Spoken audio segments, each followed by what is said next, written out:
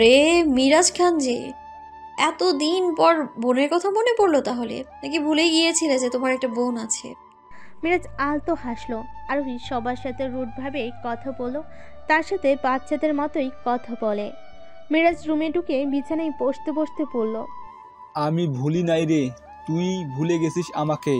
আরোহী চোখ দুটো ছোট ছোট করে পড়ল। কিভাবে? নিজের কাজ নিয়ে এতই বিজি যে আমাকে মনে করার সময় পাইস না। এই ঠাডা পড়া মিথ্যে কথা কেমনে কইলা ভাই? মিরাজ খিলখিল করে হেসে উঠল। আরোহী বিছানায় বসল। মিরাজ আরোহীর কথায় মাথায় টোকা দিয়ে পড়ল। শুনলাম ফোর্সে জয়েন করলি। আরোহী আড়মোড়া ভেঙে পড়ল। হুম, ঠিকই শুনেছো। আবার নাকি সিক্রেট ফোর্সের টিম লিডার, বাহ, বেশ দায়িত্ব। আরোহী কিছুক্ষণ মিরাজের দিকে তাকিয়ে বলল, আর বলো না তো ভাইয়া, সবই ঝামেলা, দায়িত্ব দিল, কিন্তু একটা ক্লুও পাচ্ছি না যে আগাবো। কিছুক্ষণ চুপ থেকে আনমনে বলে উঠল, এবার মনে হয় বিশাল ক্লু পেতে যাচ্ছি। মিরাজ রুম থেকে বের হয়েছে বেশ অনেকক্ষণ, কিন্তু আরোহী ঠিক একই জায়গায় বসে আছে, সেই ঠিক একই ভঙ্গিতে। মনের মধ্যে প্রবল ঝড় ওঠার তীব্র আশঙ্কা। আরোহীর মনটা অজান্তেই ভীষণ খারাপ হলো। শরীরটাও ভালো না, মনটাও ঠিক নেই। আরোহী যা সন্দেহ করেছে তা যেন ঠিক না হয়, সম্পূর্ণ ভুল হয়ে যাক তার ধারণা। কিন্তু আরোহী জানে তার ধারণা ভুল হয় না, তার আশঙ্কাই শেষমেশ ঠিক হয়ে ধরা দেয়। কিন্তু আজ খুব করে চাইছে সেই ধারণা তার ভুল হোক, ভীষণভাবে ভুল হোক। এই প্রথম আরোহী নিজের ধারণাকে ভুল প্রমাণ করতে চাইছে, কিন্তু মনে চড়ে তো আর সব হয় না। আরোহীর মন হু হু করে উঠল। মিরাজকে সে নিজের আপন ভাইয়ের থেকেও বেশি ভালোবাসে। ছোটবেলা থেকে ভাই বলতে সে মিরাজকে চেনে। কত আবদার, কত খুনসুটি স্মৃতি জমে আছে বুকের মণিকোঠায়। উপর মহল থেকে করা আদেশ জারি হয়েছে, এই ক্রিমিনালকে দেখা মাত্রই যেন ক্রসফায়ার করা হয়। আর সম্পূর্ণ দায়িত্ব আরোহী চৌধুরীর। টিম লিডার বলে কথা। দায়িত্বের ক্ষেত্রে ভাই বাপ কাউকেই ছাড় দেওয়া যায় না, তা আরোহী ভালো করে জানে। আরোহী চৌধুরী কখনো নিজের দায়িত্বে পিছুপা হয় না। তা না হলে আজ কেন মন এত উতলা হচ্ছে নিজের ভাই বলে? তবুও তো আরোহী নিশ্চিত নয়, তাহলে মিরাজ ভাই কেন ওকে মারার চেষ্টা করবে? সে তো আরোহীকে নিজের বোনের থেকেও বেশি আদর করে ভালোবাসে। আরোহী কি পারবে নিজের ভাইয়ের বিরুদ্ধে দাঁড়াতে? না, আর ভাবতে পারছে না। মাথায় যন্ত্রণা হচ্ছে। আরোহী মাথার চুল টেনে ধরল। পারছে না সে আর, মাত্রা অতিরিক্ত ব্যথা করছে। আরোহী চুপচাপ বসে আছে। দেখে বোঝার উপায় নেই তার শরীর মন দুটোই ভীষণ বাজেভাবে আহত। বউ। দরজায় পরিচিত কণ্ঠ শুনতে পেয়ে চকিত নজরে তাকালো সে। আরোহীর চোখ রক্তের মতো লাল হয়ে আছে। আরুষ চমকে উঠল। হাতের অ্যাপ্রনটা নিচে ফেলে দৌড়ে আরোহীর সামনে এসে হাঁটুতেই বসল। আরোহীর মুখটা আঁচলে তুলে কাপা কাপা কণ্ঠে বলল, বউ, কি হয়েছে তোমার? কোথায় কষ্ট হচ্ছে? কোথায় ব্যথা করছে বলো আমাকে। চোখ লাল হয়ে আছে কেন? খারাপ লাগছে বেশি? চোখ মুখ এমন ফ্যাকাশে বর্ণ হয়ে আছে কেন? কি হয়েছে বলো বউ। আরোহী পিটপিট করে আরুষের মুখের দিকে তাকিয়ে ঠোঁট কামড়ে ব্যথা নিবারণের চেষ্টা করে হাসবার চেষ্টা করলো। এই সামান্য ব্যথা আর কি, তেমন জটিল কিছু না, এত চিন্তা করতে হবে না আরুষ ভাই। আরুষ আরোহীর মুখ ধরে আরেকটু কাছে গিয়ে চোখে চোখ রেখে বলল, মিথ্যা বলছিস তুই আরোহী। আমি তোকে চিনি। সামান্য ব্যথায় কখনো তোর নাক মুখ ফ্যাকাশে হবে না। তোর চোখ বলছে তুই ভালো নেই। আরোহী দুর্বাধ্য হাসলো। তুমি অযথাই বেশি চিন্তা করছো আরুষ ভাই, আমি ঠিক আছি, ব্যথা ভালো হয়ে যাবে, তুমি ফ্রেশ হয়ে আসো, আমি ব্যথার মেডিসিন নিই। খেয়েছিস কিছু? কিছুক্ষণ আগেই রুশ ও পাটিসাপটা পিঠা খাইয়ে গেল। আরুষ উঠে দাঁড়ালো। সে জানে আপাতত আরোহীকে কিছু জিজ্ঞেস করলে কখনই কিছু বলবে না। তাই নিজের একটা ব্যথার ট্যাবলেট এনে আরোহীর হাতে দিল, সাথে এক গ্লাস পানি। নে, এটা খেয়ে নে, আর সুন্দরভাবে শুয়ে পড়, আমি ফ্রেশ হয়ে আসছি। বলে আরুষ ট্রাউজার আর একটা নেভি ব্লু টি শার্ট নিয়ে ওয়াশরুমে চলে গেল। আরোহী সেই দিকে তাকিয়ে দীর্ঘশ্বাস ফেলে রুমের লাইট অফ করে ধীরে ধীরে উঠে জানালার কাছে গিয়ে দাঁড়ালো। যত তাড়াতাড়ি সম্ভব সব রহস্য উদ্ঘাটন করতে হবে। শরীরটাও ভালো যাচ্ছে না, কি থেকে কি হয়ে যায় বলা যায় না। খুব দ্রুত কাজটা সম্পূর্ণ করতে হবে। নিজের কাজ অন্যের ঘাড়ে চাপানোর মতো মেয়ে আরোহী চৌধুরী নয়। অসমে দরজা খোলার শব্দে পিছনে ঘুরে তাকালো আরোহী। আরুষ চুল মুছতে মুছতে ভোর কুচকে তার দিকে এগিয়ে আসছে বলে তোয়ালেটা আরোহীর হাতে গুজে দিয়ে বিছানায় গিয়ে বসলো। আরোহী কিছুক্ষণ থম মেরে দাঁড়িয়ে থেকে মুচকি এসে এগিয়ে এসে মাথা মুছতে মুছতে বলল, তোকে না বলেছি শুয়ে পড়তে, একটা কথাও শুনিস না তুই আরু। নে এবার মাথাটা ভালো করে মুছে দে। বউ হয়েছিস, বউয়ের দায়িত্ব পালন কর। ঘুমাবে? ক্লান্ত।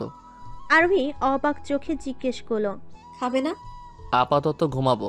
বলে বিছানায় শুয়ে পড়ল আরোহী। সেদিকে তাকিয়ে দীর্ঘশ্বাস ফেলে তোয়ালেটা বারান্দায় মেলে দিয়ে ভিতরে ঢুকলো। এক পলক বিছানার দিকে তাকিয়ে পুনরায় জানালার দিকে এগিয়ে পর্দাটা ভালোভাবে টেনে দিতেই পিছন থেকে আরুষ বলে উঠল। বউ আছো? আরোহী পিছনে তাকিয়ে ভুর কুচকাল। আরুষ পিট করে তার দিকে তাকিয়ে আছে। না। কাছে আসো বউ। আরোহী বিছানায় বসে আরুষের দিকে তাকালো। বেটার মতিগতি সুবিধাজনক না। কি সমস্যা, আপনার না ঘুম পেয়েছে? আরুষ শোয়া থেকে উঠে আধো শোয়া হয়ে পিছনে বালিশ দিয়ে হেলান দিয়ে আরোহীর বাহু ধরে হ্যাচকা টান দিতে আরোহী সোজা আরুষের উপর পড়ল। বিষয়টা বুঝতেই আরোহীর সেকেন্ড 10 লেগে গেল।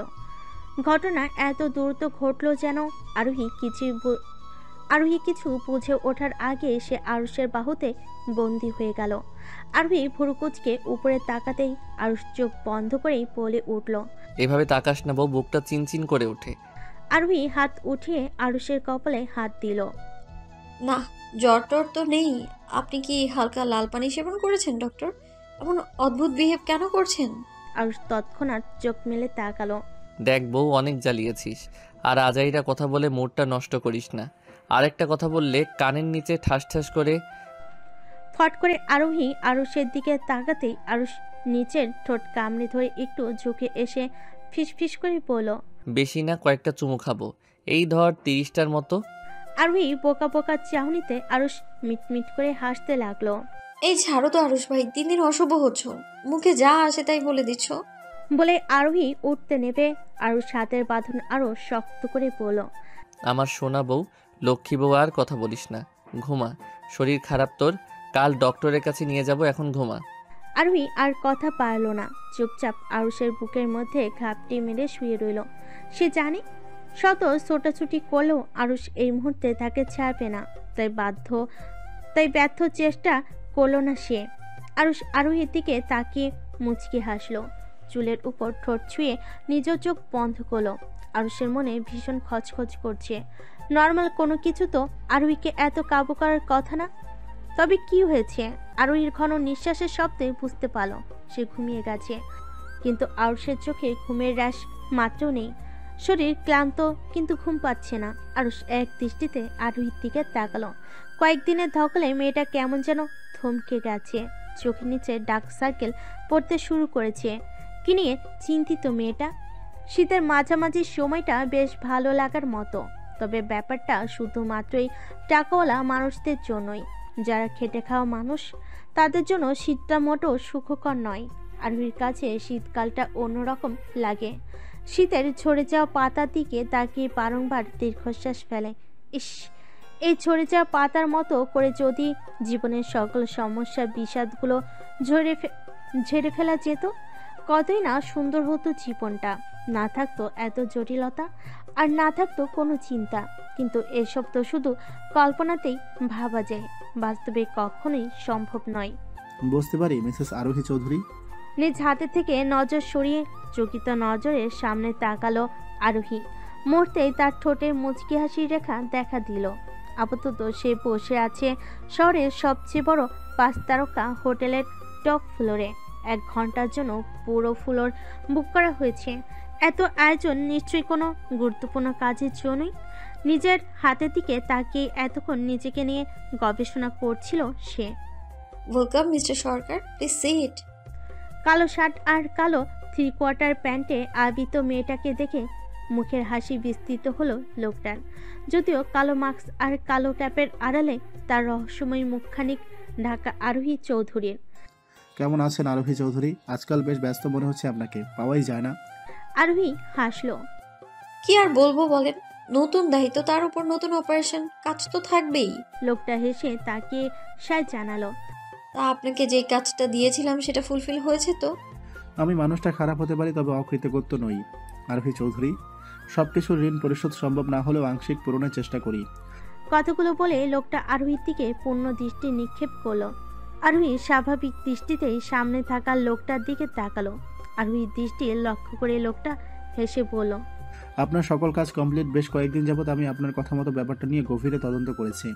তবে কি জানেন তো, আরোহী এমন অনেক তথ্য সামনে এসেছে যা অনেকটা কেঁচু ঘুরতে কেউটে বেরিয়ে আসার মতো। এমন অনেক তথ্য আছে যা পুলিশদের বের করতে মাস পেরিয়ে যায়, তবুও কোনো ক্লু পায় না। অথচ আমাদের মতো কিছু অকর্ম মানুষ আছে যারা সেকেন্ডের মধ্যে সেসব তথ্য অনায়াসে গভীর থেকে টেনে হিসেবে বাইরে বের করে আনতে পারে। লোকটা থমকালো। সামনে তাকাতে আরোহীর তীক্ষ্ণ দৃষ্টিতে লোকটা থতমত খেয়ে গেল। মেয়েটার দৃষ্টি এতটা তীক্ষ্ণ আর ধারালো কেন বুঝতে পারে না লোকটা। আজ বড়ই ভনিতা করছেন মিস্টার সরকার। আমার হাতে সময় বেশি নেই, তাই কথা যা বলা সরাসরিই বলেন। অপ্রয়োজনীয় কথা আরোহী চৌধুরী পছন্দ করে না। লোকটা হাসলো। সামনে থাকা কফির কাপে দুবার চুমুক রেখেই গলা পরিষ্কার করলো, বলল, তা যা বলছিলাম, তথ্য পেয়েছি অনেক কিছুই, তবে এর বেশিরভাগ তথ্যই আপনার বোধহয় ভালো লাগবে না আরোহী চৌধুরী। বর্তমান এমপি রুকুজ্জামানের প্রতিদ্বন্দ্বীকে জানেন? আরোহী খানিকটা চিন্তিত কণ্ঠে বলল, মেবি সরোয়ার মুর্শিদ, এম আই রাইট? লোকটা হাসলো। আই থিঙ্ক আপনার সারওয়ার মোর্শেদের সম্পর্কে আপনার বেশ ভালো ধারণা আছে। ঘুরিয়ে পেঁচিয়ে কথা বলছেন মিস্টার। সরোয়ার মুর্শিদ যে অসৎ ব্যবসার সাথে যুক্ত তা অজানা নয় আমার, তবে তথ্য প্রমাণের বড্ড অভাব, তাই হাত গুটিয়ে বসে আছি। এটা ছাড়া আর কোনো উপায়ও নেই। তবে একেবারে যে হাত গুটিয়ে বসেছি তা কিন্তু নয়। আপনি কি তাকে সন্দেহ করছেন? লোকটা শব্দ করে হেসে বললেন, আমি সন্দেহের বশীবর্ত হয়ে কোনো কথা বলি না আরোহী চৌধুরী। আমি ততক্ষণই কথা বলি না যতক্ষণ না সে বিষয়ে আমি শিওর হই। আপনি কি জানেন সারোয়ার মোর্শেদ লোকটা মাথামোটা, বুদ্ধি তার বলতে নেই, তবে বেশ শেয়ানা। আরোহী ভুর কুঁচকাল। তাহলে কি বলছেন? লোকটার অন্য কারো বুদ্ধিতে চলে? ওনাকে সামনে রেখে কোনো মাস্টার মাইন্ড পেছনে আছে? আরোহীর কথা শুনে লোকটা কুটিল হাসলো। এই জন্যই আপনাকে আমার বেশ ভালো লাগে। তীক্ষ্ণ বুদ্ধি সম্পন্ন মানুষ আপনি। I like it. আরোহী বিরক্তিতে ভুর কুঁচকে বলল, কাজের কথা বলুন। তার পেছনে মাস্টার মাইন্ড কে জানতে চান? আরোহী কিছুক্ষণ থম মেরে বসে রইল। মিনমিন করে বলল, মিরাজ খান। লোকটা একটু নয় অনেকখানি চমকে উঠল। চোখ দুটো বড় বড় করে অনিমেষ তাকিয়ে রইল আরোহীর দিকে। মেয়েটা এত অদ্ভুত কেন? এমন জঘন্য সময়ে জঘন্য অপরাধে নিজের ভাইয়ের নাম নিতে গলাটাও কাঁপল না। লোকটা কাঁপা কাঁপা কণ্ঠে বলল, আপনি জানতেন? আরোহী দুর্বাধ্য হাসলো। সামনে থাকা লোকটা হয়তো জানে না এই সামান্য হাসিতে ঠিক কতখানি তিক্ততা আর যন্ত্রণা মিশ্রিত আছে। আন্দাজ করেছিলাম, ভাবিনি আন্দাজটা ঠিকই হবে।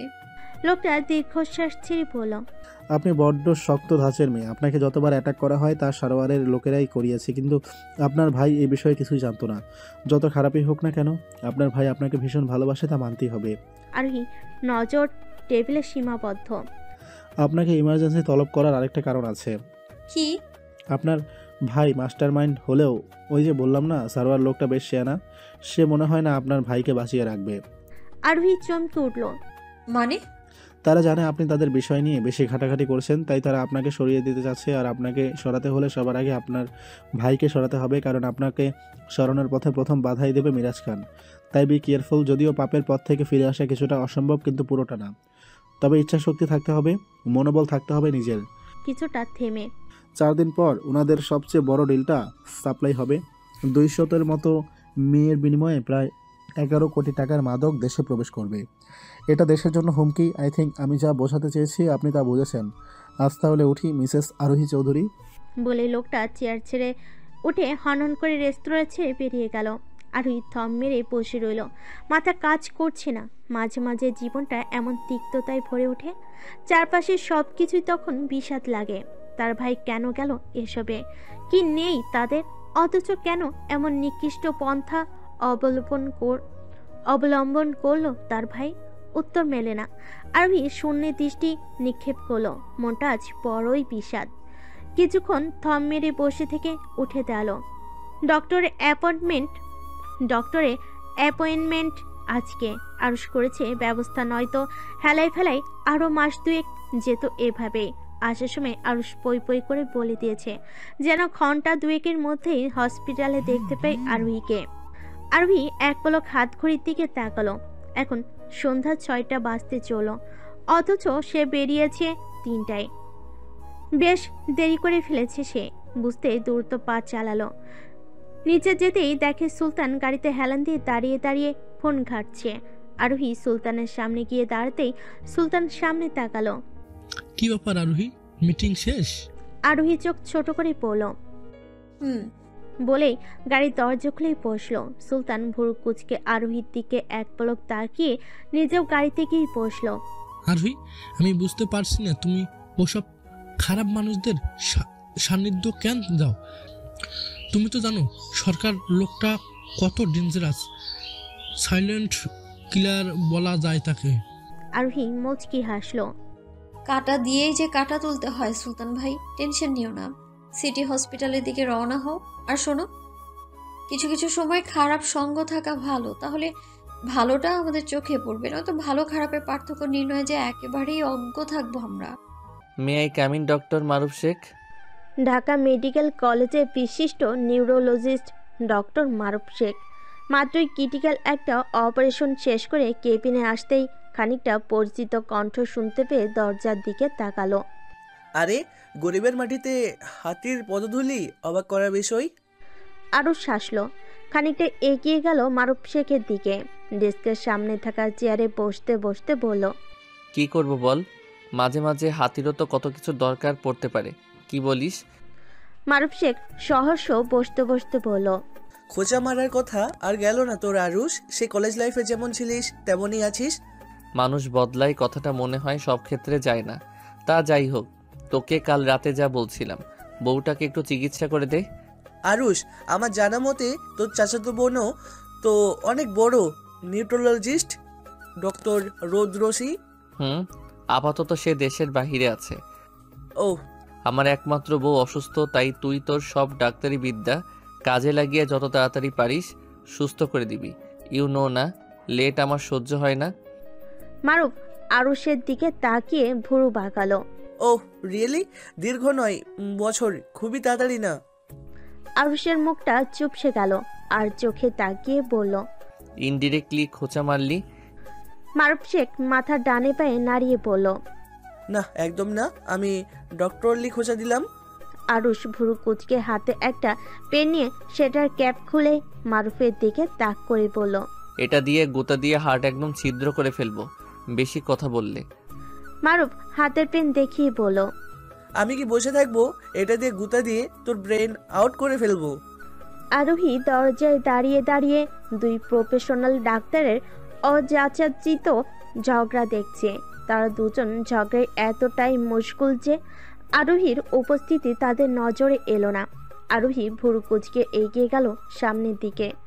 আপনাদের কি আর কাজ নেই? বাচ্চাদের মতো ঝগড়া কেন করছেন? হঠাৎ আরোহীর কণ্ঠ শুনতে পেয়ে দুজনই আরোহীর দিকে থতমত দৃষ্টিতে তাকালো। আরোহী দীর্ঘশ্বাস ছেড়ে বসতে বসতে বলল, good evening doctor Maruf Sheikh. মারুফ শেখ আরোহীর দিকে তাকালো। তার চিনতে মোটেও কষ্ট হয়নি যে এই হলো আরুষের আরোহী।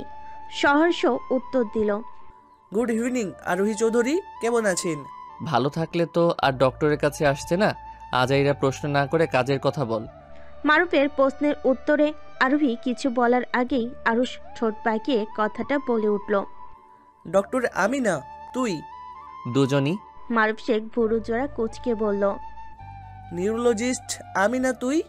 তুই? তাহলে তুই চুপ থাক, ডিস্টার্ব করবি না। তা আরোহী চৌধুরী, আপনি আপনার সমস্যাগুলো একটু বলেন। কথাটা বলে মারুফ পুনরায় আরোহীর দিকে তাকালো। আরোহী জিভ দিয়ে ঠোঁট ভিজিয়ে বলতে লাগলো, আসলে ডক্টর, বেশ কিছুদিন যাবত আমার মাথাটা হঠাৎ হঠাৎ চক্কর দিয়ে ওঠে, আবার ঠিক হয়ে যায়। মাথার আশেপাশে চিনচিন ব্যথা করে, আর মাঝে মাঝে মাত্রা অতিরিক্ত ব্যথা হয়। বিশেষ করে যখন বেশি টেনসড থাকি কিংবা বিষণ্ণতা ঘিরে ধরে, তখন ব্যথাটা বেশিই হয়। শরীরটা ভীষণ দুর্বল মনে হয়। আপাতত এইগুলোই। মারুফ শেখ আরোহীর দিকে কিছুক্ষণ তাকিয়ে থেকে সন্দেহী কণ্ঠে বলল, এতটুকুই? কিছু লুকাননি তো? আরোহী মুচকি হেসে মাথা নাড়িয়ে বলল, না, আপাতত লুকাইনি। আরোহীর কথা শুনে ডক্টর মারুফ শেখ পেপারে কিছু একটা লিখে বলল, আপাতত সিটি স্ক্যান এবং এমআরআই করেন, আর রক্ত পরীক্ষা করে রিপোর্টগুলো আমাকে দেখাবেন। বাকি কথা রিপোর্ট পেয়ে তারপর বলবো। ল্যাবে আমার নাম বলবেন আর বলবেন যত তাড়াতাড়ি সম্ভব রিপোর্ট জমা দিতে দ্রুত করে আসবেন। আরোহী উঠে দাঁড়ালো। আরুষ ভুরু কুঁচকে একবার মারুফের দিকে আরেকবার আরোহীর দিকে তাকিয়ে বলল। Any problem? আরোহী মুচকি এসে বলল। আরে না, চলো পরীক্ষা করাতে হবে। আরুষ উঠতে উঠতে বলল। চলো। পরীক্ষা শেষে আরোহী করিডোরে বসে আছে প্রায় 2 ঘন্টা। হঠাৎই আরুষের ইমার্জেন্সি অপারেশন পড়ে যাওয়ায় তাকে তৎক্ষণাৎ হসপিটাল ত্যাগ করতে হয়েছে। ডাক্তারের এই এক জ্বালা, রাত নেই দিন নেই, সকাল নেই বিকেল নেই, যখনই ফোন আসবে তখনই হসপিটালে উপস্থিত হতে হবে। এবার তুমি বাংলাদেশের যে প্রান্তেই থাকো না কেন। আরোহীকে বসে আরুষ গিয়েছে প্রায় 1 ঘন্টা। আরোহী বসে বসে ফোন ঘাঁটছে। ম্যাম, আপনার রিপোর্ট রেডি, আপনি চাইলে এখনই নিয়ে যেতে পারেন। নিজের সামনে কারোর উপস্থিতি টের পেয়ে চোখ তুলে তাকালো সে। উঠে দাঁড়াতে দাঁড়াতে মুচকি হেসে বলল, আপনি যান, আমি আসছি। বলে এক পলক হাত ঘড়ির দিকে তাকিয়ে দেখে নিল রাত তখন প্রায় 10টা। মোবাইলটা পকেটে ঢুকিয়ে হেঁটে গেল রিপোর্ট আনতে। রিপোর্ট নিয়ে সোজা ডক্টর মারুফের কেবিনে নক করতেই ভেতর থেকে আওয়াজ এলো, কামিন। আরোহী মুচকি হেসে এগিয়ে গেল সেদিকে। মারুফ শেখের দিকে রিপোর্টটা বাড়িয়ে বসলো সামনে। মারুফ শেখ মুচকি হেসে রিপোর্টটা নিয়ে পেজ উল্টাতেই মুখের হাসিটা গায়েব হয়ে সেখানে জমা হলো একরাশ গম্ভীরতা। আরোহী ভুর কুচকাল। Anything wrong doctor? Maruf Sheikh এক পলক আরোহীর দিকে তাকিয়ে আশেপাশে তাকালো। আরুষ কোথায়? আরুষ ভাই তো হসপিটালে গেছে, ইমার্জেন্সি অপারেশন পড়ে যাওয়ায় তাকে যেতে হয়েছে। ও, আপনি বাসায় যান, আমি আরুষের সাথে কথা বলবো পরে। আরোহী ভুর কুচকাল। ক্রিটিক্যাল কিছু আমাকে বলতে পারেন, আমি দুর্বল নই ডক্টর। অনেক কিছু সহ্য করার ক্ষমতা আমার আছে, তাই আপনি বিনা দ্বিধায় বলতে পারেন।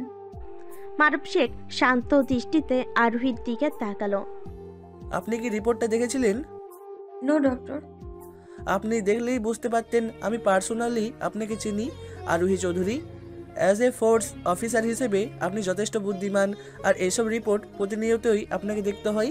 ছোট হোক, হসপিটালে নিয়েও আপনি মিশন কমপ্লিট করেছেন। আরোহী ভুর কুচকে রিপোর্টটা তুলে নিল। উল্টে পাল্টে কিছুক্ষণ দেখে রেখে দিল সামনের ডেস্কে। মুখভঙ্গিতে কোনোরূপ পরিবর্তন না দেখে মারুফ শেখ অবাকই হলো। আরোহী শান্ত দৃষ্টিতে ডক্টর মারুফ শেখের দিকে তাকিয়ে বলল, দেখলাম। আপনি ইমিডিয়েটলি দেশের বাইরে যেতে হবে আরোহী চৌধুরী। বাংলাদেশের চিকিৎসা থাকলেও আমি পুরোপুরি সে সফল যন্ত্রপাতিতে ভরসা করতে পারছি না। আপনার ব্রেনে যে টিউমারটা আছে তা কিন্তু একদিনে হয়নি, দিনকে দিন এটা বাড়ছে। অবশ্যই সিমটিমে দেখা দিয়েছে যে আপনি বুঝেও বুঝেননি, নিজের প্রতি অবহেলা করেছেন। আমি আরুষকে এটাই বলবো, আপনাকে দ্রুত দেশের বাইরে নিয়ে যেতে, নয়তো খুব খারাপ কিছু হয়ে যাবে। এটা এমন একটা স্টেজে আছে যে কোনো সময় ব্লাস্ট হতে পারে। আর আপনি অবুঝ নন আরোহী, আমি কি বুঝাতে চাচ্ছি আপনি বুঝতে পারছেন? আরোহী দীর্ঘশ্বাস ছেড়ে ডক্টর মারুফ শেখের দিকে তাকালো। এখন যা কথা হবে তা যেন এই 4 দেয়ালের মাঝেই বন্দি থাকে ডক্টর। আপনি হয়তো জানেন বর্তমানে কিছু কুচক্রী দল নারী পাচার বলেন আর মাদক আমদানি বলেন, এমনকি যুব সমাজকে ওসব মাদকে এডিক্টেড করতে যথাসাধ্য চেষ্টা করছে। আমি ওই মিশনের মধ্যেই আছি। প্রায় 80% কাজ হয়ে গেছে, শুধু সুযোগের সদ্ব্যবহারের পালা। এই এলোমেলো অবস্থায় আমি কি করে আমার দায়িত্ব থেকে সরে যাই বলুন তো? আপনি কি পারবেন ক্রিটিক্যাল সিচুয়েশনে একজন রোগী 80% অপারেশন করে বেরিয়ে যেতে, যেখানে আপনি জানেন অপারেশন সাকসেসফুলি হবে আর রোগীটাও বাঁচবে? কখনোই না। ডক্টর হিসেবে এটা আমার কর্তব্য। রোগীর প্রাণ বাঁচানোই তো আমার মতো ডক্টরদের ধর্ম, এটাই আমাদের সতর্কতা। আরোহী হাসলো। তাহলে আমি কি করে এই ক্রিটিক্যাল সিচুয়েশনে চলে যাব শুধুমাত্র আমার কথাটা চিন্তা করে? কিন্তু আপনি অসুস্থ আরোহী, লাস্টে যে আছেন আপনি। এখন অপারেশন করলেও বাঁচা মরা আল্লাহর হাতে, আর সেখানে আপনি আপনার দায়িত্বের কথা চিন্তা করছেন। আরোহী চৌধুরী নিজের দায়িত্বের হেলাফেলা করে না ডক্টর। ভাগ্যে যা আছে তাই হবে, বাট প্রমিস আমি খুব দ্রুতই কাজ শেষ করে চিকিৎসা করব। ডক্টর মারুফ কিছুই বলল না। আরোহী অনুনয়ের স্বরে বলল, ডক্টর আমার একটা কথা রাখবেন? কি কথা বলুন? যতদিন না আমি বলছি আপনি আরুষকে কিছুই বলবেন না। মারুফ শেখ চমকে উঠল। এটা অন্যায়। দেশের কথা চিন্তা করে, দেশের মানুষের কথা চিন্তা করে প্লিজ আমার অনুরোধটা রাখেন ভাইয়া। আমি প্রমিস করছি তো। ডক্টর মারুফ শেখ কিছুক্ষণ ভাবলো, ধীর কণ্ঠে বলল। ঠিক আছে। আরোহী মুচকি এসে ধীর পায়ে বেরিয়ে এলো কেবিন থেকে। মনে তার প্রবল ঝড় বয়ে যাচ্ছে, যা উপর থেকে বোঝার উপায় নেই। কি হবে তবে সামনে? রাত তখন প্রায় 12টার কাছাকাছি। আরুষ মাত্রই হসপিটাল থেকে ফিরেছে। দুটো ক্রিটিক্যাল অপারেশন শেষ করে ফিরেছে সে। বাড়ির সদর দরজায় হাত রাখতেই আচমকা দরজা কিছুটা খুলে গেল। দরজা খোলা। আশ্চর্য! আরুষ ভুরুজোড়া কুচকে ভিতরে প্রবেশ করলো। পুরো বাড়ি অন্ধকারাচ্ছন্ন। আরুষের ভুরুজোড়া আরো কুচকে গেল। ব্যাপার কি? সদর দরজা তো সচরাচর খোলা থাকে না, তাও এত রাত পর্যন্ত তো কখনোই না। সদর দরজা বন্ধ করে মোবাইলের ফ্ল্যাশ লাইট অন করলো। কোথাও কোনো মানুষ নেই। গেল কই সব? বাইরে তো ঠিকই বাতি চলছে, তাহলে ভিতরে কি হলো? আরুষ বার দুয়েক মাকে ডাকলো, না কেউ নেই। আর কিছু চিন্তা না করে সিঁড়ি বেয়ে উপরে উঠে নিজের ঘরের দিকে পা বাড়ালো। রুমের দরজায় হাত নিতেই বুঝলো লক করা। দরজার নব ঘোরাতেই দরজাটা খুলে গেল। আরুষ ভেতরে প্রবেশ করে চমকে এদিক ওদিক তাকালো। ঘরটা ভীষণ অন্ধকার। আরুষের ভেতরটা মোচড় দিয়ে উঠল। আরোহীর কিছু হলো না তো? আরোহী কোথায়? আরোহী থাকলে রুমটা এমন অন্ধকার কেন? হাজারো প্রশ্নের আনাগোনা শুরু হলো তার মনে। আরোহী কোথায় বউ তুমি? আরু? না, কোথাও কোনো সারা শব্দ নেই। কোথায় গেল? মোবাইলটারও চার্জ শেষ হতে হলো এখনই। অদ্ভুত। আরো হাঁটতে হাঁটতে লাইট অন করতে যাবে, অমনি পিছন থেকে কেউ মিষ্টি কণ্ঠে বলে উঠল, লাইট অন করো না ডিয়ার জামাই। আরুষ চমকে পিছনে তাকালো। কাউকেই দেখা যাচ্ছে না। তবে আরোহীর কণ্ঠ চিনতে আরুষের বিন্দু মাত্র সমস্যা হলো না। কোথায় তুই আরু? আর এমন অন্ধকার করে রেখেছিস কেন রুমটা? হুট করে চারপাশে লাল, নীল, সাদা বিভিন্ন ধরনের ফেডে লাইট জ্বলে উঠল। আরুষ চমকে চারপাশে তাকালো। সারা ঘর ফুল দিয়ে সাজানো। রজনীগন্ধা, গোলাপ আর বেলি ফুল দিয়ে ভরপুর। রুম যেন কোনো ফুলের রাজ্য। আরুষ চারপাশে তাকে আরোহীকে খোঁজার চেষ্টা করলো, আর পেয়েও গেল। কিন্তু হুট করে কেন যেন তার গলা শুকিয়ে আসছে। বার কয়েক ঢুক গিলে এগিয়ে গেল জানালার দিকে। আরোহী বিপরীত দিকে মুখ করে দাঁড়িয়ে আছে। পরনে তার স্লিভলেস হাতার ব্লাউজ, যার পিছনের দিকে উন্মুক্ত পিঠ। ফর্সা ত্বকে কালো রংটা যেন চাঁদের মতো চিকচিক করছে। আরুষ নিজেকে সামলে ধীর পায়ে এগিয়ে গেল সেদিকে। তুই এখানে এভাবে ঘর অন্ধকার করে রেখেছিস কেন? আরোহী আরুষের দিকে তাকে মুচকি হাসলো। কেন, ভালো লাগছে না বুঝি? না, সেটা বলিনি। তবে আজ আজ আজ আমাদের বাসর রাত। জানি ভীষণ দেরি হয়ে গেছে, তুমিও তো জানো। আরুষ ভাই, তোমার বউ ভীষণ ব্যস্ত মানুষ, তাই অনেকগুলো সরি। আর দেরি করার দরকার নেই। আর না তোমাকে দেরি করাবো, কি বলো? বলে আরোহী আরুষকে চোখ মেরে ঠোঁট এলিয়ে হাসলো। আরুষ পুরাই ভেবাচাকা খেয়ে চোখ বড় বড় করে আরোহীর দিকে তাকালো। আরোহী তার হাত দুটো উপরে তুলে আরুষের কাঁধে রাখলো। কাছের চুরির রিনিঝিনি শব্দে মুখরিত হলো চারপাশ। আরোহী ফিসফিস করে বলল, কেমন লাগছে আমায়? আরুষ এক পলক আরোহীর দিকে তাকালো। কালো রঙের শাড়িতে নিজেকে আবৃত করেছে এই রমণী। ঠোঁটে হালকা লিপস্টিক, আর চুলগুলো মাঝে সিঁথি করে একপাশে ফেলে রাখা। এতেই যেন চন্দ্রকন্যা। কি ব্যাপার আজ হঠাৎ? আরোহী মুচকি এসে আরুষের বুকে মাথা রেখে ধীর কণ্ঠে বলল, আই নিড ইউ আরুষ ভাই। আমি তোমাকে চাই। তোমার অস্তিত্বের মাঝে নিজের অস্তিত্ব বিলীন করতে চাই। আমার সমস্ত সত্তা আমি তোমাকে দিতে চাই। এমনভাবে তোমার মাঝে হারিয়ে যেতে চাই যেন এই পৃথিবীর কোনো শক্তি আমায় তোমার কাছ থেকে আলাদা করতে না পারে।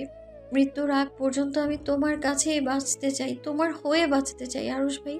শুধুই তোমার, একান্তই তোমার। আরোহী বেশ স্বাভাবিকভাবেই কথাগুলো বলল। আরুষের ভেতরটা মোচড় দিয়ে উঠল। আরোহীকে শক্ত হাতে জড়িয়ে ধরে মাথার চুলের ওপর ঠোঁট ছুঁয়ে বলল, তুই শুধুই আমার আরু, একান্তই আমার ভালোবাসার বউ, আমার অস্তিত্ব। তোকে হারালে যে আমি নিজেই নিজেকে হারিয়ে ফেলবো আরু। তোকে ছাড়া বাঁচা অসম্ভব যে। আমার নিঃশ্বাসে মিশে আছিস তুই।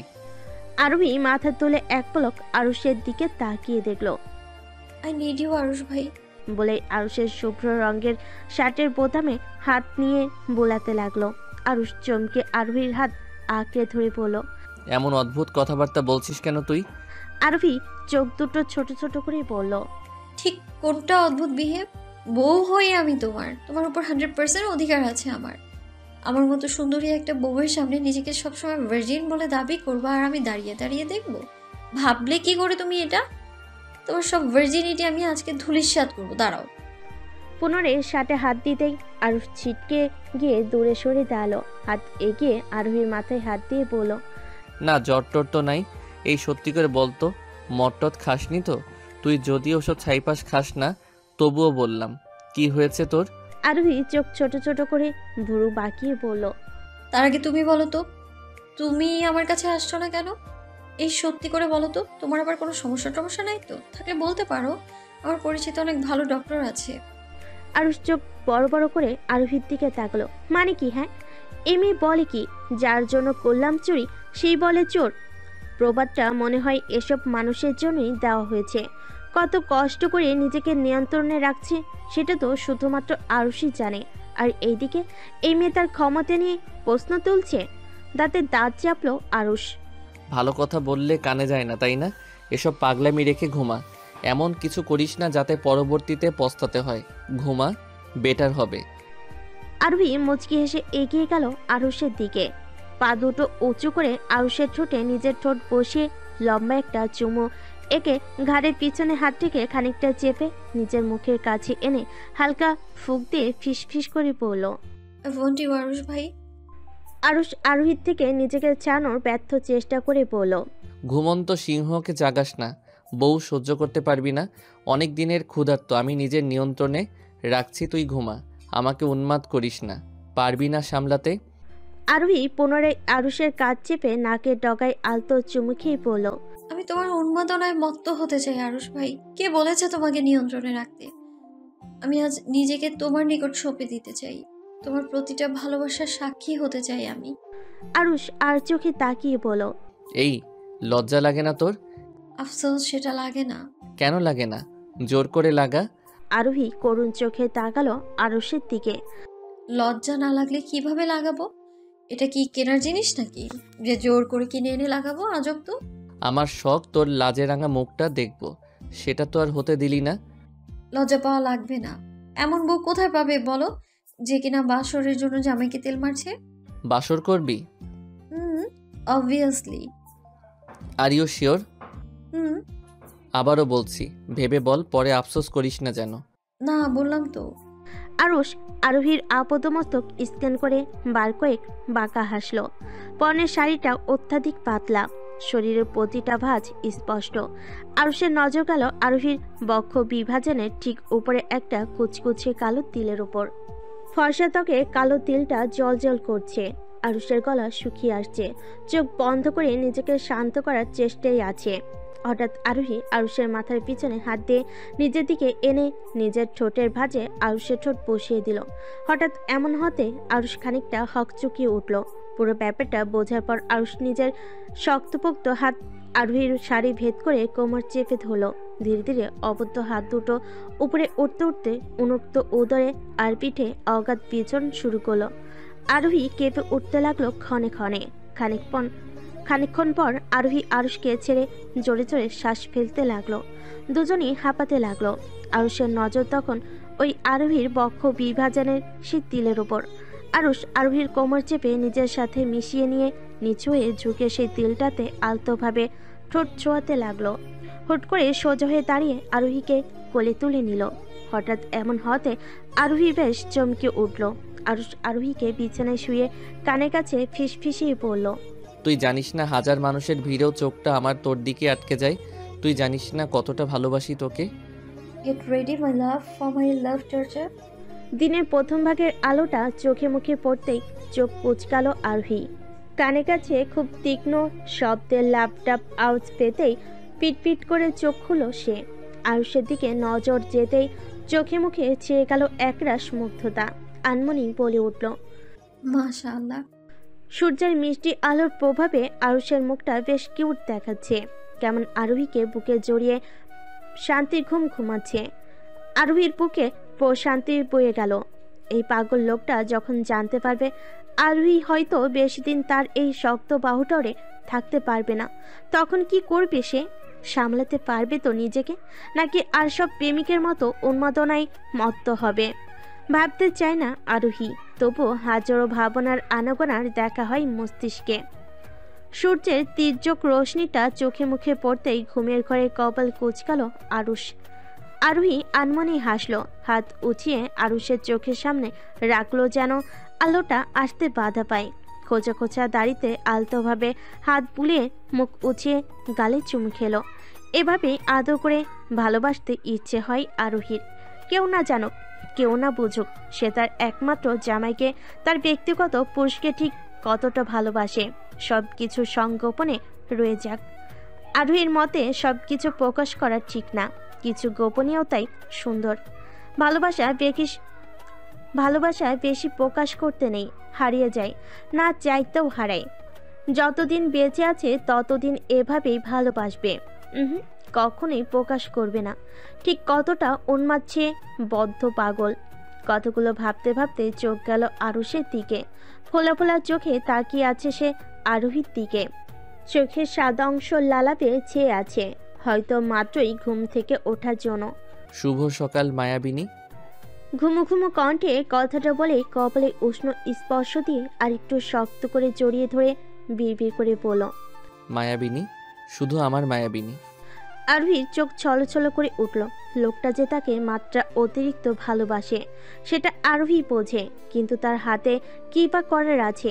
কি বলেছে ভালোবাসার জন্য জনম জনম প্রয়োজন?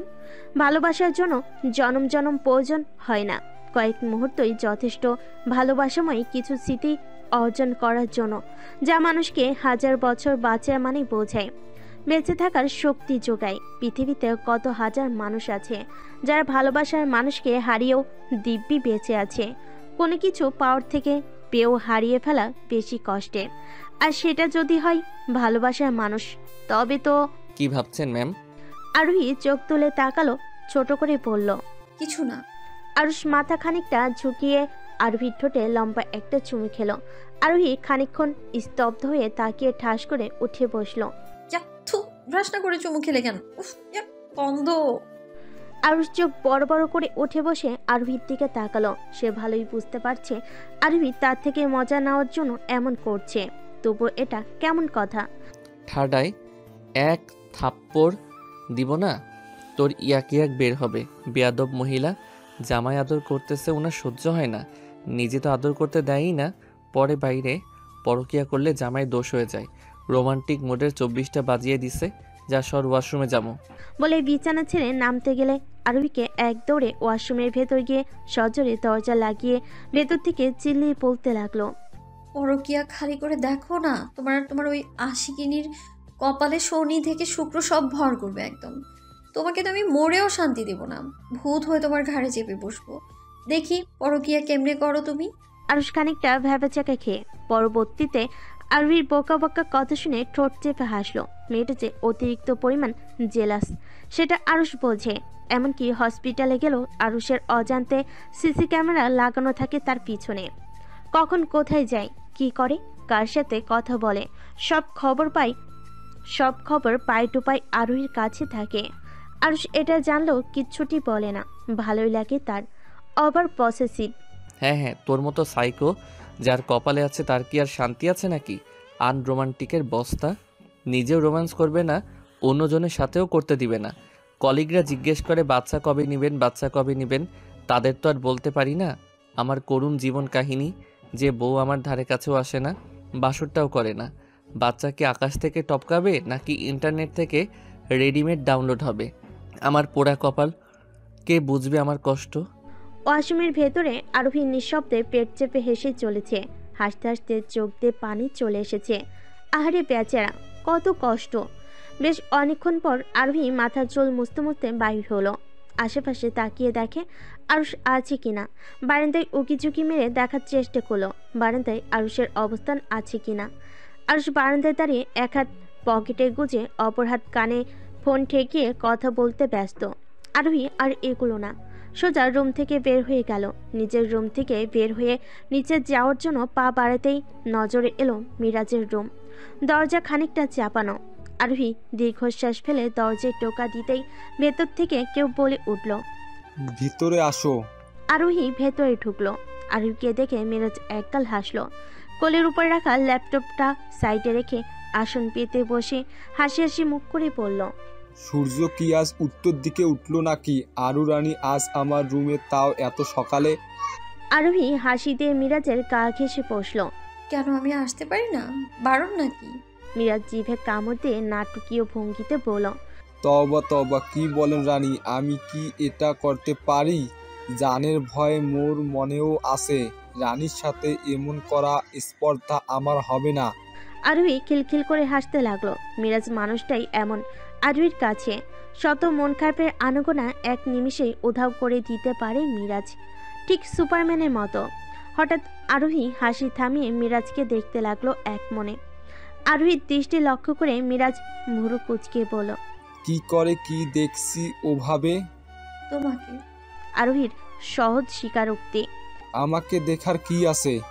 আরোহী উত্তর দিল না। খানিকক্ষণ তাকিয়ে থেকে বলল, ভাইয়া, আমি কি একবার তোমায় জড়িয়ে ধরতে পারি? নিজের ভাই তো নেই, ছোট থেকে তোমাকেই আপন ভাই, বড় ভাই ভেবে এসেছি আমি। তুমিও মাথায় তুলে রাখতে। শত আবদারের ঝুলি তোমার সামনে রাখলেও কখনো তা অপূর্ণ রাখতে না। সব ইচ্ছে, সব অন্যায় আবদার বিনা বাক্যে মেনে নিতে। কখনো ভাইয়ের অভাব বুঝতে দাওনি। একবার আমার ভাইকে জড়িয়ে ধরতে পারি আমি? মিরাজ থমকে গেল। বুকের মাঝে চিনচিন ব্যথা উদয় হলো। মেয়েটা কি হলো? হঠাৎ এভাবে কথা বলছে কেন? সে কি কোনোভাবে মেয়েটাকে কষ্ট দিয়েছে? আরোহী মিরাজের উত্তরের অপেক্ষা করল না। দুহাতে জড়িয়ে ধরল ভাইকে। নিঃশব্দে কাঁদতে লাগলো। এই ভাইকে কিভাবে আঘাত করবে সে? ভাইকে আঘাত করার আগেই তো নিজের দম আটকে যাবে। আরোহী বিড়বিড় করে বলল, লাভ ইউ ভাই, I always love you, miss you so much. আচ্ছা ভাইয়া, যদি কখনো এমন কোনো পরিস্থিতি আসে যে এক পাশে তোমার দায়িত্ব আর এক পাশে তোমার প্রিয়জন, আপনজন, তোমাকে যে কোনো একটা বাছাই করতে বলা হলো, তাহলে তুমি কি করবে? কাকে বাছাই করবে? ভাইয়ের বুকে মাথা রেখেই কথাটা বলল আরোহী। মিরাজ খানিকক্ষণ চুপ থেকে মুচকি হাসলো। গলা ঝেড়ে পরিষ্কার করে বলল, বুঝলি আরু, জীবনে মাঝে মাঝে এমন অনেক পরিস্থিতি আসে যা আমাদের কল্পনার ঊর্ধ্বে। জীবনে প্রতিটা সেক্টরেই আমাদের জন্য সমান গুরুত্বপূর্ণ। মাঝে মাঝে আমাদের আপনজন থেকে দায়িত্বটাই বড় হয়ে যায়। কখনো আমাদের দায়িত্বর মধ্যে থাকে দেশের মানুষের প্রাণ। আমাদের একটা ভুলের জন্য, একটা বেখেয়ালির জন্য প্রাণ যায় হাজার হাজার মানুষের। আর তুই যেভাবে বললি, এক পাশে দায়িত্ব আর এক পাশে আপনজন, আমার মতে আমাদের সব ক্ষেত্রে আবেগকে প্রশ্রয় দিতে হবে না। যদি দায়িত্ব খেলাপ করে আপনজনকে মেনে নেয় তবে সমাজ, রাষ্ট্র ক্ষতি হতে পারে। তাই আমি বলবো, দায়িত্বের ক্ষেত্রে আপনজনকে আঘাতেও ছাড় দিতে নেই। ভাইয়া, জীবনের সকল জটিলতায় তুমি আমার সমাধান। কিন্তু এমন পরিস্থিতিতে নিজেকে কি করে শক্ত রাখবো, যেখানে নিজেই নিজেকে হারিয়ে ফেলি? মাঝে মাঝে এমন পরিস্থিতি হয় যা বিশ্বাস করাও অকল্পনীয় হয়ে পড়ে। কি করব আমি? মিরাজ হাসলো। বোনের মাথায় হাত বুলাতে বুলাতে আনমনে বলল, জানিস আরও, পৃথিবীতে কোনো মানুষ খারাপ হয়ে জন্মায় না। মাঝে মাঝে পরিস্থিতির চাপেও মানুষ খারাপ পথ বেছে নেয়। আবার কখনো কখনো বাধ্য হয় যখন কিছু করার থাকে না। কখন এককভাবে জাজ করতে যাবি না, ভুল সম্ভাবনা বেশি। দুই পাক্ষিক চিন্তা করবি, বুঝলি? আরবি উঠে বসলো। মিরাজের দিকে তাকিয়ে হেসে বলল, বুঝেছি। নাস্তা তো মনে হয় করা হয়নি, চলো নাস্তা করবে। আমি আবার আম্মুর কাছে যাব। মিরাজ বিছানা চেয়ে উঠতে উঠতে বলল, তা ঠিক আছে, কিন্তু তোর সেই আশিক কোথায়? আমার আশিক? আরে তোর জামাই কোথায়? আজকাল তো তার দেখাই পাওয়া যায় না। কখন আসে কখন যায় কিছুই বোঝা যায় না। আরবি মিটমিটিয়ে হেসে বলল, বাথরুম সিঙ্গার তো বাথরুমেই থাকবে। মিরাজ হু হা করে হেসে বলল, তা যা বলছিস। এই কে বাথরুম সিঙ্গার শুনি? দরজায় দাঁড়িয়ে আরুষ কথাটা বলে বুড়ো কুচকে আরোহী আর মিরাজের দিকে তাকালো। আরোহী এখনো মিটমিট করে হাসছে। মিরাজ হাসি থামিয়ে বুড়ো জোড়া কুচকে বলল, কেন মনে নাই তুই যে বাথরুমে গলা ফাটিয়ে গান গাইতি? কি গান যে বেশি গাইতি? কিছু একটা মনে করার চেষ্টা করে বলল। ও হ্যাঁ, মনে পড়ছে। মিরাজ গলাটা পরিষ্কার করে বলল। এই ফাগুনি পূর্ণিমা রাতে চল পলায়ে যাই, এটা না? আরোহী খিলখিলিয়ে হেসে উঠল। আরুষ চোখ গরম করে মিরাজের দিকে তাকিয়ে দাঁতে দাঁত চেপে বলল। বেশি বেশি হয়ে যাচ্ছে না মিরাজ? আর এটা ছোটবেলার কাহিনী, এখন টেনে আনছিস কেন? মিরাজ হেসে বলল। ছোট হোক কিংবা বড়, স্মৃতি তো স্মৃতি। আর তুই তো আমাদের বাথরুমের সিঙ্গার, এটা কি মিথ্যা নাকি? শ্যাট আপ, আয় খেতে আয়। আরু তুইও আয়। হাসি পাচ্ছে তাই না? আয় তুই, খালি তোর একদিন কি আমার যতদিন লাগে, বেয়াদ্দপ মহিলা। বলেই আরুষ রাগে ফুসফুস করতে করতে বেরিয়ে গেল। আরোহী আবারও হেসে উঠল। মিরাজকে ইশারা করে সেও বেরিয়ে গেল। আরোহীকে বেরিয়ে যেতে দেখে মিরাজের ভিতর থেকে দীর্ঘশ্বাস বেরিয়ে এলো। সে বুঝতে পেরেছে আরোহীর মনে কি চলছে, কেন সে এমন উদ্ভট কথা বলছে। কিন্তু কি করবে সে? কি করার আছে তার? কি আছে সামনে? কিছুই যেন বুঝতে পারছে না। মিরাজ আবারও দীর্ঘশ্বাস ফেলে বাহিরে চলে এলো। নিচে নেমে ডাইনিং টেবিলে বসতে বসতেই আশেপাশে তাকলো মিরাজ। তার এক পাশে আরুষ, আরেক পাশে তার মা। আরুষের পাশের চেয়ারটাই আরোহী আর মায়ের পাশেরটাই বাবা। তার পাশে মাহির আর সাথে রাইসা। সবাই একসাথেই খাবার খাচ্ছে। এখানে কারোর সার্ভ করার দরকার পড়ে না। সব টেবিলে রাখা, যার যা লাগবে সে তা নিয়েই খায়। সার্ভ করা আরোহীর পছন্দ না। একজন খাবে আরেকজন তাকিয়ে তাকিয়ে দেখবে, এটা নিশ্চয়ই ভালো ম্যানারে পড়ে না। তার উপর সবাই এই সপরিবারের সদস্য, এখানে সার্ভ করার দরকারটা কি? Good morning everybody. মিরাজের কথায় কেউ পাত্তা দিল না। সবাই যে যার মতো খাবার খেতে ব্যস্ত। মিরাজ ভুরুজোড়া কুচকে বলল। হোয়াটস হ্যাপেন? আরোহী খেতে খেতে বলল। কথা না বলে খাও তো ভাইয়া, খাবার সময় কথা বলতে নেই। হুট করেই আরোহীর দিকে তাকালো, চোখ ছোট ছোট করে বলল। কি রে আরু, তুই তো আমাকে রিপোর্ট দেখালি না, রিপোর্ট কই? আরোহী চমকে আরুষের দিকে তাকালো, যেন আরুষ কোথাও বোমা মেরেছে। আরোহীর দৃষ্টি লক্ষ্য করে আরুষ ভুরু কুঁচকাল। সে কি ভুল কিছু বলেছে নাকি?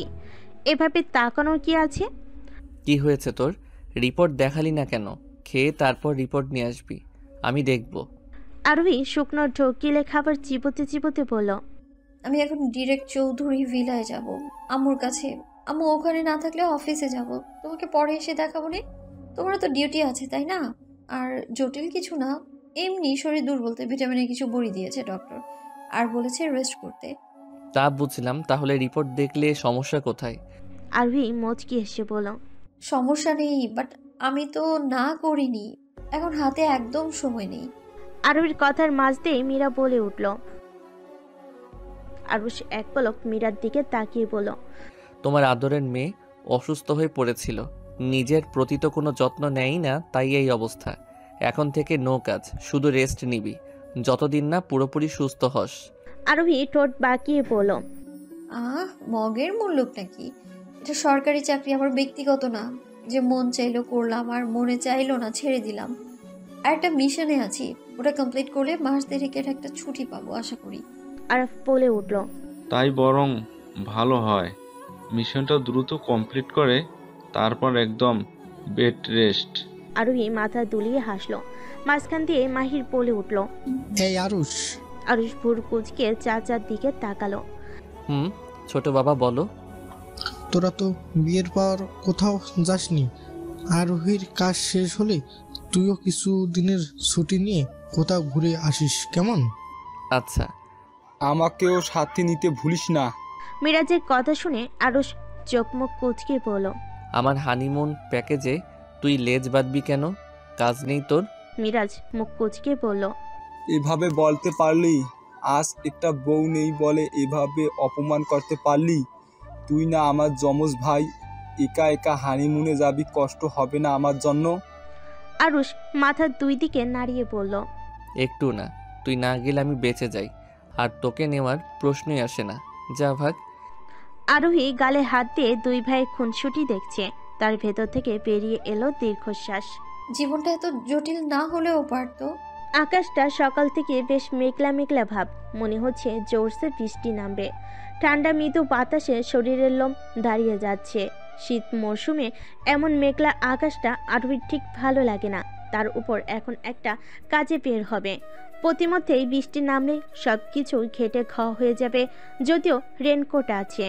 সে কখন থেকে রাস্তার পাশে গাড়ি পার্ক করে সুলতানের জন্য অপেক্ষা করছে সে, অথচ এই বান্দার আসার কোনো নামগন্ধ নেই। এই সুলতান ভাইটাও আগে বেশ পাংচুয়াল ছিল। যে গার্লফ্রেন্ড জুটলো কপালে, সেই থেকে কেমন অলস হয়ে যাচ্ছে দিনে দিনে। অথচ আরোহীর নিজে বিয়ে পর্যন্ত করে ফেলেছে, তবুও সময়ের ব্যাপারে সে সবসময় সচেতন। আরোহী মোবাইলের দিকে দৃষ্টি নিবদ্ধ রেখে ভাবতে লাগলো আপাতত কি করবে সে। মাথা উঁচিয়ে রাস্তার দিকে তাকালো, যে দিক থেকে সুলতান আসবে। দূর থেকে সুলতানকে দেখে দীর্ঘশ্বাস ফেলল সে। সুলতান কাছে এসে মুখটা অপরাধী ভঙ্গিতে ছোট করে বলল, সরি আরোহী, আর হবে না। আরোহী সোজা হয়ে দাঁড়ালো, ভুর কুচকে বলল, এই আর হবে না। গত এক সপ্তাহে কতবার বলেছো। বলো তো সুলতান ভাই, এমন করলে তোমার ব্রেকআপ বেশি দূরে আর নাই। আর এটা আরোহীর জন্য বাঁ হাতের খেল। আই নো, এটা তুমি ভালো করেই জানো। আমি যেমন এই মুহূর্তে তোমার বিয়ে দাঁড়িয়ে থেকে দিতে পারি, ঠিক তেমনই লামিয়ার বিয়েও দিতে পারি, শুধুমাত্র পাত্রটা চেঞ্জ, এটাই পার্থক্য। সুলতান মুখ ভার করে বলল, এটা তুমি করতে পারো না আরোহী। আমি এটাই করব, আমার কথা না শুনলে। আর হবে না তো। ঠিক আছে, বুঝলাম। আরোহী মুচকি হাসলো। সুলতান আরোহীর দিকে পূর্ণ দৃষ্টি নিক্ষেপ করে চোখ বড় বড় করে বলল, আরোহী তুমি কি পরছো? Sari? I can't believe this. Arohi পিছনে ঘুরে সুলতানের দিকে তাকালো। চোখের সামনে দাঁড়িয়ে আছে, অবিশ্বাসে কি আছে? আমি পরেছি শাড়ি। But why? কারণ ছাড়া আরোহী চৌধুরী একটা ধুলো কণাও উড়ায় না, সেখানে শাড়ি পরেছে, কিছু তো একটা আছেই। বলে একটা সাবলীল হাসি দিয়ে ড্রাইভিং সিটে উঠে বসলো। সুলতান ভাবুক ভঙ্গিতে পাশের সিটে উঠে বসলো। এক পলক সে আরোহীর দিকে তাকালো। আরোহী আকাশি রঙের তাঁতের শাড়ির সাথে সাদা ফুল সিল্কের হাতা, চুলগুলো বাঙালি স্টাইলে বিনুনি করা। মুখে না আছে কোনো প্রসাধনী আর না কোনো অর্নামেন্ট। এদের যেন অমায়িক লাগছে এই মেয়েকে। সুলতান হাসলো। কল্পনায় একবার এমন সাজে লামিয়াকে দেখে নিয়ে মাথা চুলকে হাসলো। মনে মনে তার দৃঢ় প্রতিজ্ঞা, বিয়ের পরে লামিয়াকে শুধু শাড়িই পরাবে, তাও নিজের হাতে।